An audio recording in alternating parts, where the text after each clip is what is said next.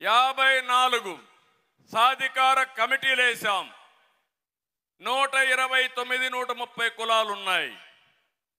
వాళ్ళ ఆర్థిక పరిస్థితుల అధ్యయనం చేయండి. 42 ఏళ్లుగా తెలుగుదేశం పార్టీ జెండా మోశారు. తెలుగుదేశం పార్టీకి వెన్నెముక ఈ వెనుకబడిన వర్గాలని చెప్పి మీ అందరికీ తెలియజేస్తున్నా. ఇంతవరకు మనం చాలా కార్యక్రమాలు చేశాం. కానీ ఈరోజు ఒకటే హామీ ఇస్తున్నాం.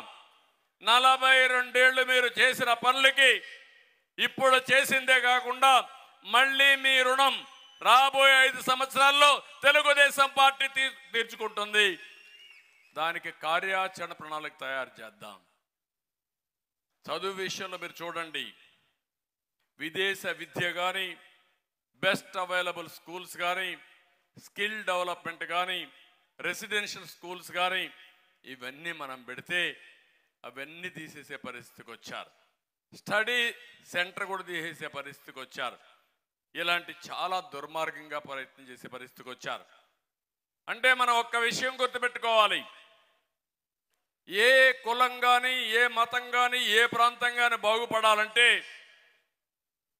వాళ్ళు రాజకీయంగా మొట్టమొదటిసారిగా పైకి వస్తే తద్వారా చైతన్యం పెరుగుతుంది, లాబియింగ్ ఉంటుంది, వాళ్ళ పనులు వాళ్లే చేస్తామని ఒక నమ్మకం వస్తుంది. ఆ తర్వాత ఆర్థికంగా ఎదుగుదల రావాలి, డబ్బులు సంపాదించాలి.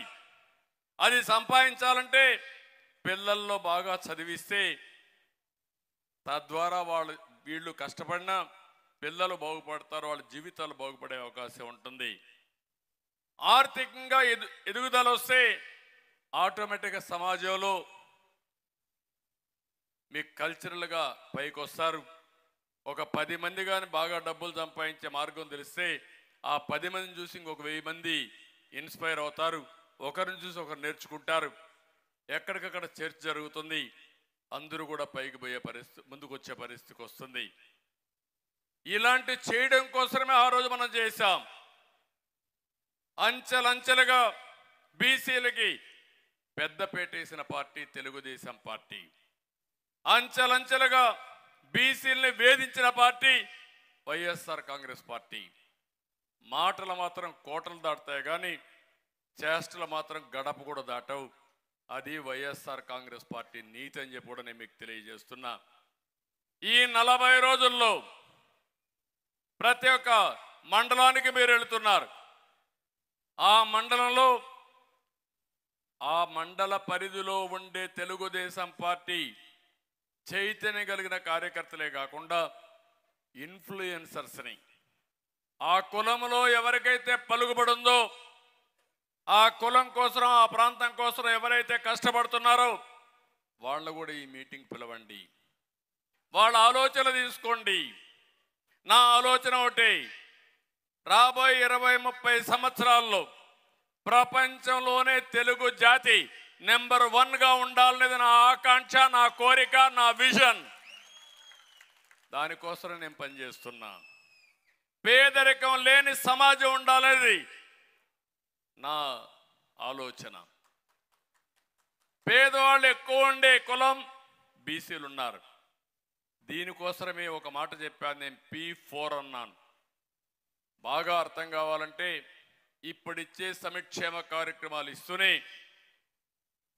ఒక్క మాటలో చెప్పాలంటే జగన్మోహన్ రెడ్డి చేసే కార్యక్రమం ఏంటంటే 10 రూపాయలు ఇచ్చి 100 రూపాయలు దోచుకోవడం.